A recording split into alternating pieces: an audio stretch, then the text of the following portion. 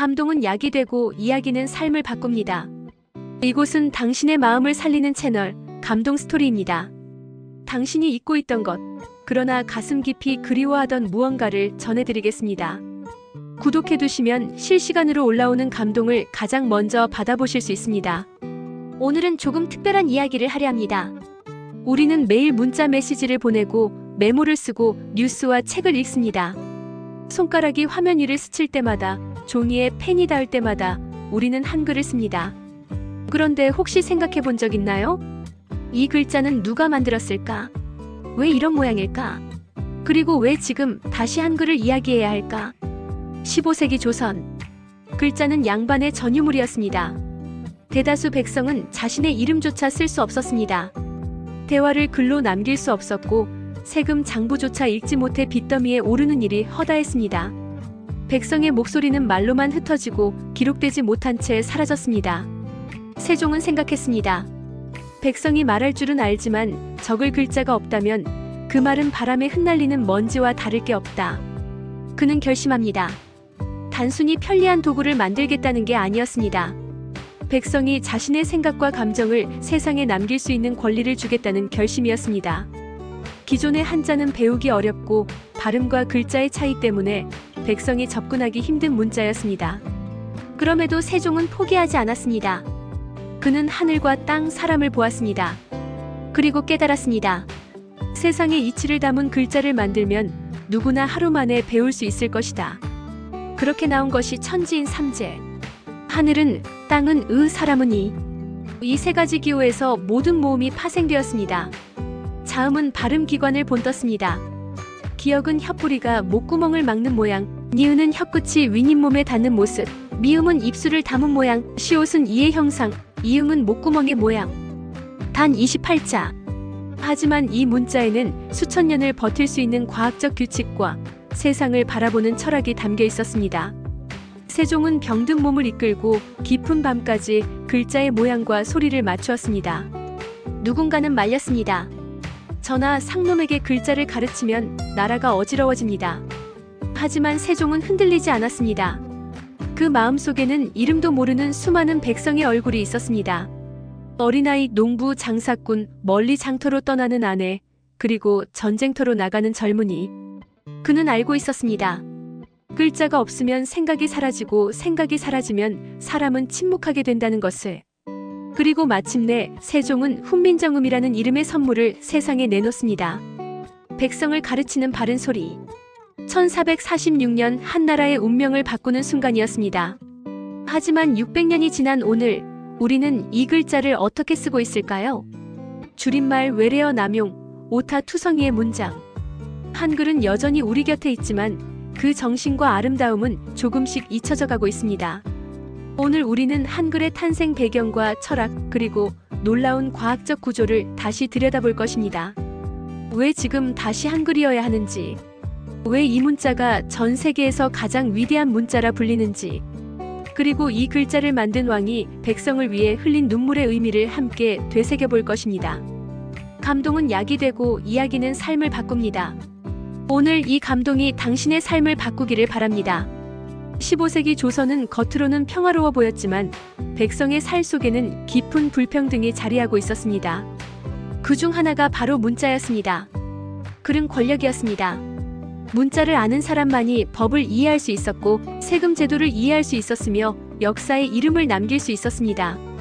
글을 모르는 사람은 늘 불리한 위치에 놓였습니다. 계약서를 읽지 못했고 억울한 일을 당해도 글로 진정을 올릴 수 없었습니다. 세종대왕은 그 현실을 똑똑히 보았습니다.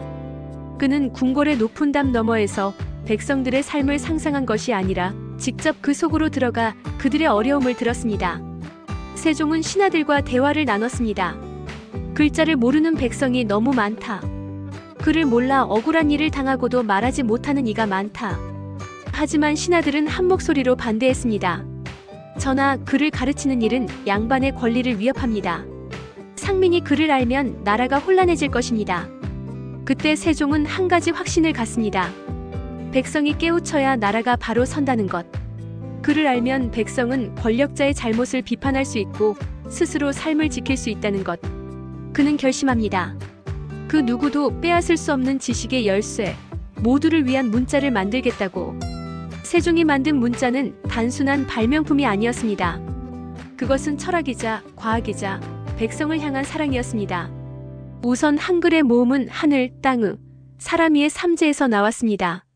의는 단순히 모양을 그린 것이 아니라 세상의 이치를 담은 것이었습니다. 하늘은 둥글고 땅은 평평하며 사람은 곧게 선 존재입니다. 이 세 가지 기호를 조합하면 모든 소리를 표현할 수 있도록 설계되었습니다. 이것은 언어학적인 직관과 철학적 깊이가 결합된 결과였습니다. 자음은 발음기관의 모양을 본떴습니다. 기역은 혀뿌리가 목구멍을 막는 모양, 니은은 혀끝이 윗잇몸에 닿는 모습, 미음은 입술을 담은 모양, 시옷은 이의 모양, 이응은 목구멍의 형상입니다. 여기에 획을 더하거나 변형하여 다른 발음을 만들어냈습니다. 예를 들어 기역에 획을 더하면 키읔이 되어 거센 소리를 나타냅니다. 이 규칙은 발음과 문자 사이에 명확한 연결고리를 만들었고 배우기 쉽고 논리적인 체계를 완성했습니다. 훈민정음 해례본은 이 모든 창제 원리를 기록한 책입니다. 여기에는 글자를 만든 이유, 발음 방법, 그리고 활용법까지 세세하게 적혀 있습니다. 백성을 가르치는 바른 소리라는 뜻의 훈민정음은 단지 문자 소개서가 아니라 세종의 선언문이었습니다. 그 선언은 곧 지식의 문턱을 허무는 혁명과도 같았습니다. 하지만 세종의 길은 험난했습니다. 양반과 사대부들은 새로운 문자를 언문이라 부르며 멸시했습니다. 언문은 여염집 안악내나 쓰는 글자라는 인식이 퍼졌습니다. 심지어 일부는 훈민정음 사용을 금지하려 했습니다. 그럼에도 세종은 포기하지 않았습니다. 그는 한글로 농사 지침서인 농사직서를 쓰게 했고 백성들이 쉽게 이해할 수 있는 법령과 의학서도 펴냈습니다. 세종이 꿈꾼 세상은 문맹이 없는 나라였습니다. 글자를 아는 순간 사람은 기록할 수 있고 기록은 기억을 남기며 기억은 역사가 됩니다. 그 역사 속에서 백성은 더 이상 이름 없는 존재가 아니라 자신만의 이야기를 가진 주인공이 됩니다. 오늘날 한글은 세계적으로 인정받고 있습니다. 유네스코는 해례본을 세계 기록 유산으로 지정했고 해외 언어학자들은 한글을 세계에서 가장 과학적인 문자라고 평가합니다. 그 이유는 단순합니다. 한글은 배우기 쉽고 소리와 글자의 일치율이 높으며 규칙이 명확합니다. 심지어 현대 언어학의 관점에서도 한글은 모아쓰기 방식과 발음, 기호 체계가 결합된 독창적인 구조를 가지고 있습니다. 그러나 우리는 이 위대한 문자를 항상 올바르게 쓰고 있을까요? 현대 사회에서 한글은 줄임말, 외래어 남용, 의미 왜곡으로 몸살을 앓고 있습니다.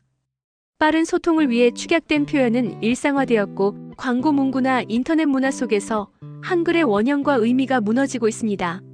이러한 변화는 언어의 자연스러운 진화일 수 있지만 동시에 세종이 꿈꿨던 모두가 쉽게 읽고 쓰는 바른 소리와는 거리가 있습니다. 한글의 아름다움을 지키기 위해서는 올바른 사용과 교육이 필요합니다. 아이들에게는 글자를 단순히 암기시키는 것이 아니라 창제 원리를 함께 알려야 합니다. 외국인에게 한글을 가르칠 때도 발음 기호나 모양의 의미를 시각적으로 보여주면 이해가 훨씬 빨라집니다. 예를 들어 기역을 가르칠 때 목구멍과 혀의 모양 그림을 함께 보여주고 모음을 가르칠 때 천지인 기호를 직접 종이에 그리게 하는 것입니다. 한글은 놀이처럼 배울 수 있는 문자입니다. 세종이 한글을 만든 이유는 백성을 가르치는 바른 소리를 전하기 위함이었습니다. 그 바른 소리는 단지 정확한 발음을 뜻하지 않습니다. 서로의 마음을 이해하고 생각을 나누며 함께 살아가는 힘을 뜻합니다. 글자는 도구이지만 그 도구를 쓰는 우리의 마음이 곧 그 시대의 문화와 품격을 만듭니다. 지금 우리는 한글을 다시 바라봐야 할 시점에 서 있습니다. 디지털 시대에도 여전히 사람을 잇는 것은 언어이고 그 언어의 토대가 바로 한글입니다. 세종이 수백 년 전 백성을 위해 품었던 그 마음을 잊지 않는다면 한글은 앞으로도 전 세계에서 빛을 발할 것입니다. 우리는 매일 이 글자를 씁니다. 그러나 그 가치를 아는 사람은 많지 않습니다. 오늘 이 이야기가 당신이 한글을 다시 쓰는 첫걸음이 되기를 바랍니다. 한글은 단순한 문자가 아니라 한민족의 혼이자 세대를 잇는 다리입니다. 그리고 그 다리를 건너는 순간 우리는 비로소 세종이 바라본 세상에 한 발짝 다가가게 됩니다. 세종은 한글을 만들기 시작한 순간부터 단순한 문자 창제가 아니라 권력과의 싸움을 시작한 것이었습니다. 그는 알고 있었습니다. 새로운 문자가 기존의 질서를 흔든다는 사실을.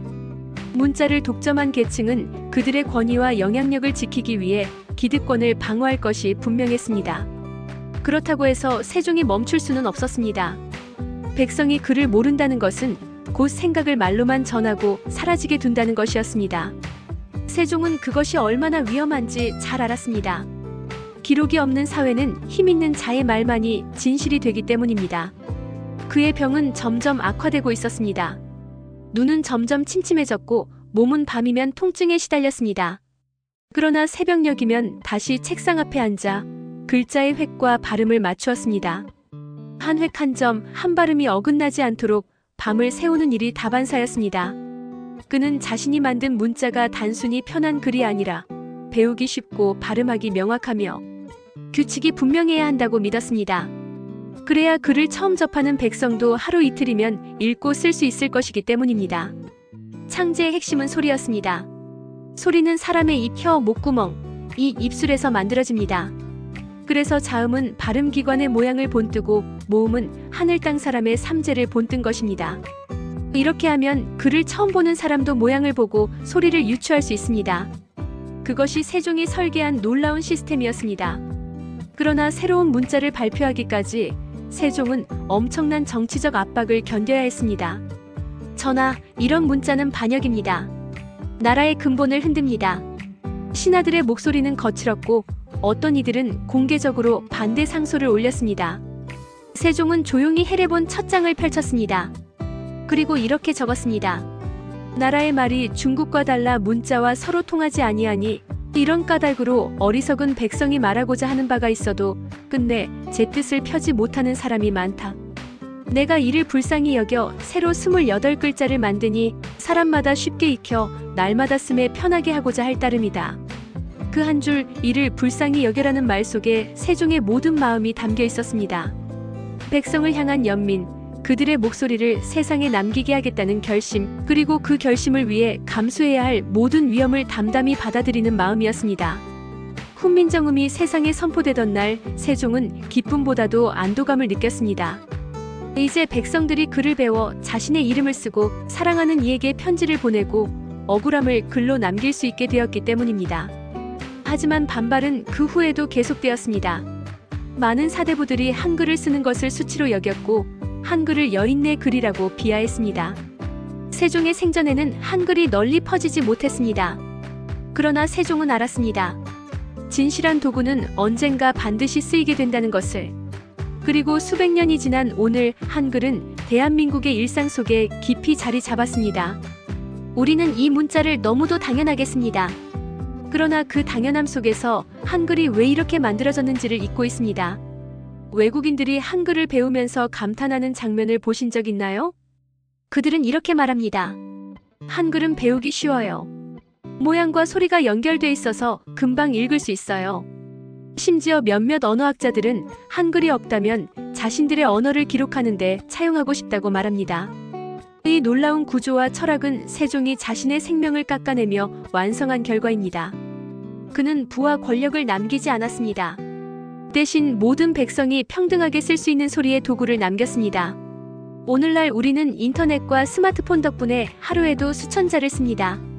그러나 줄임말과 왜곡된 맞춤법, 무분별한 외래어 사용이 한글을 점점 흐리고 있습니다. 기역기역, 이응키읔, 키읔키읔키읔 같은 간편한 표기는 소통을 빠르게 하지만 동시에 언어의 품격과 감정을 줄여버립니다.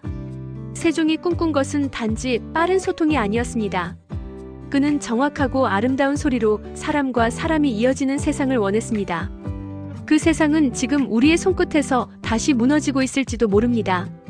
그래서 지금 다시 한글을 이야기해야 합니다. 해외에 나가보면 한국어와 한글을 배우고 싶어하는 사람들이 있습니다. 그들에게 한글을 가르치는 순간 그들은 놀라움과 존경심을 동시에 보입니다. 그 표정 속에서 우리는 세종의 마음을 조금이나마 느낄 수 있습니다. 한글은 단지 한국인의 글자가 아닙니다. 모든 사람에게 열려있는 배우기 쉬운 과학적 문자입니다. 그 가치는 국경을 넘어섭니다. 지금 우리에게 필요한 것은 세종이 가졌던 그 마음입니다. 백성을 불쌍히 여기던 그 마음, 누구나 배우고 쓰게 하려던 그 마음, 그리고 그 마음을 지키기 위해 고난을 견디던 그 의지. 세종의 눈에는 단지 글자가 아니라 글자를 배우고 웃는 백성의 얼굴이 있었습니다. 그 미소 하나를 위해 그는 병든 몸으로 밤을 새웠습니다. 그것이 바로 한글의 본질입니다. 그 본질을 우리가 잊는다면 한글은 단지 편리한 기호로만 남게 될 것입니다. 하지만 우리가 다시 기억한다면 한글은 앞으로도 세상을 바꾸는 힘이 될 것입니다. 그리고 그 힘은 오늘 이 순간 당신의 손끝에서 시작됩니다. 세종이 떠난 지 수백 년이 지났지만 그가 남긴 한글은 여전히 우리의 손끝에서 살아 숨쉬고 있습니다. 아침에 눈을 뜨고 휴대폰을 켜면 우리는 가장 먼저 한글로 누군가의 안부를 묻습니다. 길을 걸으며 간판을 읽고 버스에서 광고 문구를 보며 책을 펼쳐 단어를 따라가며 우리는 하루에도 수천 번 한글과 마주합니다. 그런데 우리는 그 소중함을 느끼며 쓰고 있을까요? 너무 익숙해져서, 너무 당연해져서 한글의 가치를 잊고 있지는 않을까요? 한글은 단순한 의사소통 도구가 아닙니다. 그 속에는 세종의 숨결과 철학 그리고 백성을 향한 사랑이 깊게 스며 있습니다. 훈민정음의 첫 구절은 단지 옛말이 아닙니다. 그것은 오늘의 우리에게도 똑같이 울림을 주는 선언입니다.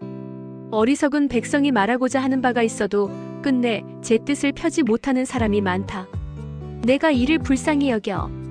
불쌍히 여긴다는 것은 단순한 동정이 아니라 함께 아파하고 함께 해결책을 찾겠다는 마음입니다. 세종은 백성의 고통을 그들의 문제가 아니라 나의 문제로 보았습니다. 그 마음이 있었기에 한글은 완성될 수 있었습니다. 오늘날 세상은 빠르게 변하고 있습니다. 언어도 표현 방식도 글자 쓰는 습관도 변하고 있습니다. 줄임말과 외래어 그리고 표기의 단순화가 새로운 문화로 자리 잡았습니다. 이 변화가 모두 나쁜 것은 아닙니다. 언어는 시대와 함께 변하고 사람들의 삶에 맞춰 진화하기 때문입니다.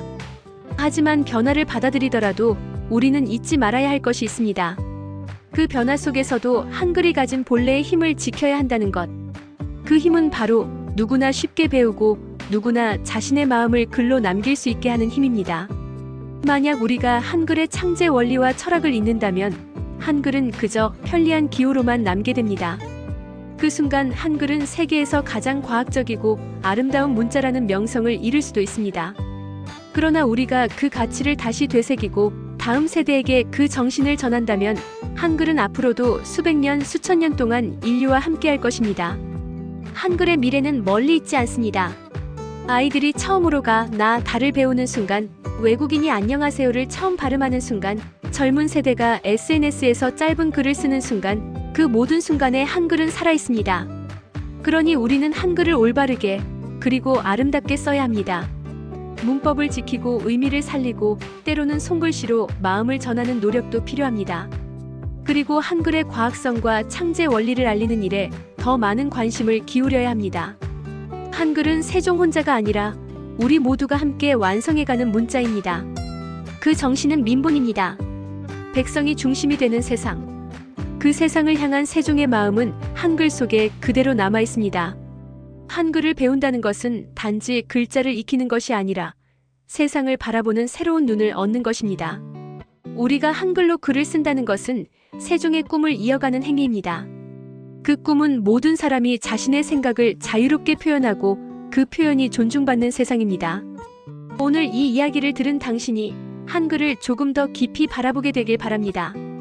그저 편리해서 쓰는 글자가 아니라 한 사람의 헌신과 철학이 담긴 문자로서의 한글을 기억하길 바랍니다.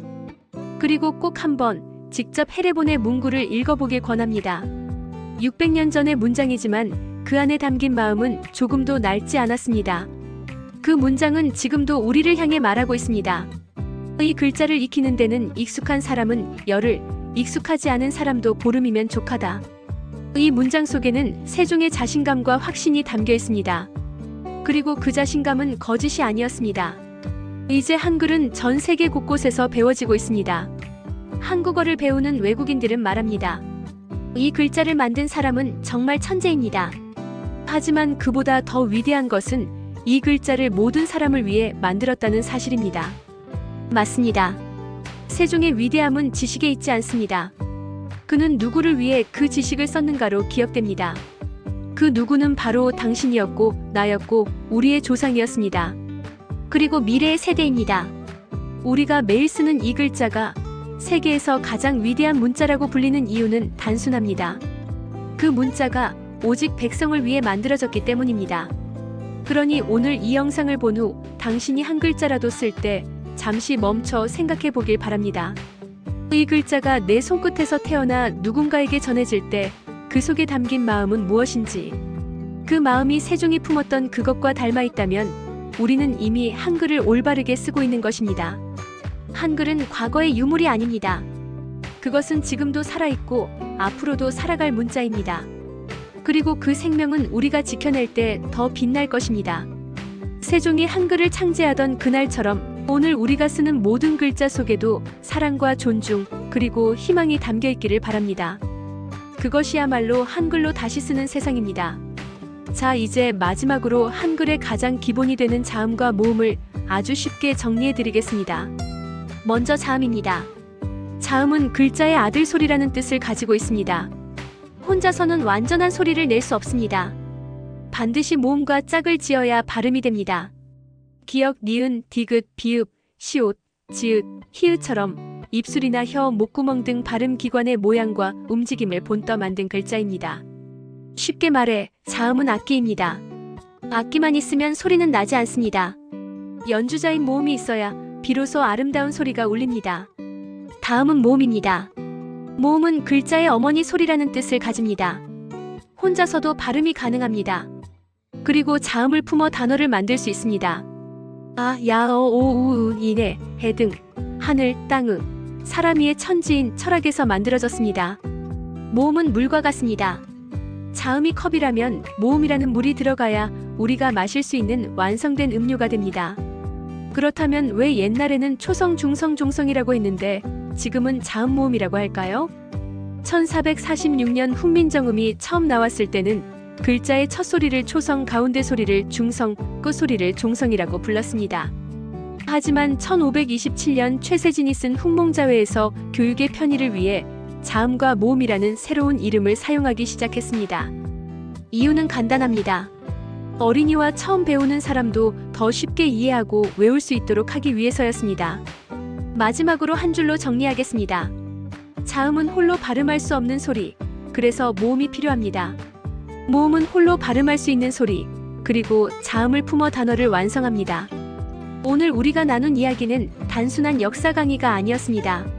그것은 세종대왕이라는 한 사람의 마음, 그리고 그 마음이 만들어낸 한글이라는 기적에 관한 이야기였습니다. 이 글자를 매일 쓰고 읽으면서도 우리는 그 안에 담긴 뜻과 사랑을 자주 잊곤 합니다. 하지만 오늘만큼은 그 깊이를 다시 한번 느껴보셨기를 바랍니다. 세종이 그랬던 것처럼 한글을 지키고 전하는 일은 누군가 특별한 사람만의 몫이 아닙니다. 그것은 지금 이 영상을 보고 있는 우리 모두의 몫입니다. 이 이야기를 한 사람이라도 더 알게 된다면, 그리고 우리가 매일 쓰는 글자의 가치를 한 명이라도 더 깨닫게 된다면 그것이 곧 세종이 꿈꿨던 세상에 한 걸음 다가가는 일입니다. 그래서 저는 오늘 당신께 한 가지 부탁을 드리고 싶습니다. 이 채널을 구독해주세요. 단순히 영상 하나를 더 보자는 의미가 아닙니다. 이 구독은 우리가 함께 한글의 아름다움과 가치를 지키겠다는 약속입니다. 당신이 구독 버튼을 누르는 그 순간 이 채널은 세종의 정신을 전하는 또 하나의 작은 도서관이 됩니다. 이 채널에서는 오늘처럼 마음을 울리는 이야기, 역사를 다시 바라보게 하는 이야기, 그리고 일상 속에서 놓치기 쉬운 감동들을 계속 전해드릴 것입니다. 우리가 나누는 이야기가 누군가의 하루를 바꾸고 한 사람의 생각을 바꾸고 결국 세상을 바꿀 수도 있습니다. 혹시 이런 경험이 있으신가요? 어느 날 무심코 들었던 한마디 말 또는 읽었던 한 줄의 글이 그날 하루를 특별하게 만든 적이요. 이 채널이 그런 존재가 되고 싶습니다. 당신이 바쁜 일상 속에서도 잠시 멈춰서서 마음 한구석을 따뜻하게 채우고 다시 나아갈 수 있는 힘을 얻을 수 있는 공간이 되기를 바랍니다. 구독은 단지 한 번의 클릭이지만 그 클릭이 만들어낼 이야기는 무궁무진합니다. 당신이 구독해 주신다면 저는 더 많은 감동을 찾아 더 깊은 이야기를 전하기 위해 노력할 것입니다. 그리고 이 이야기들은 당신과 당신이 사랑하는 사람들과 그리고 아직 만나지 못한 누군가에게로 이어질 것입니다. 만약 오늘의 영상이 조금이라도 마음에 남았다면 지금 구독 버튼을 눌러주세요. 함께 이 여정을 이어가요. 세종이 한글을 만들며 꿈꿨던 세상, 모두가 자신의 마음을 표현하고 그 마음이 존중받는 세상. 그 세상으로 가는 길에 당신의 한 걸음이 필요합니다. 그리고 꼭 알림 설정도 해두세요. 그래야 새롭게 올라오는 감동 이야기를 가장 먼저 받아볼 수 있습니다.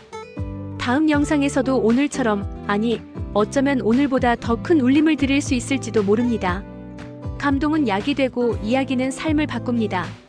이 채널은 당신의 마음을 살리는 공간입니다. 함께 그 길을 걸어가 주시길 부탁드립니다.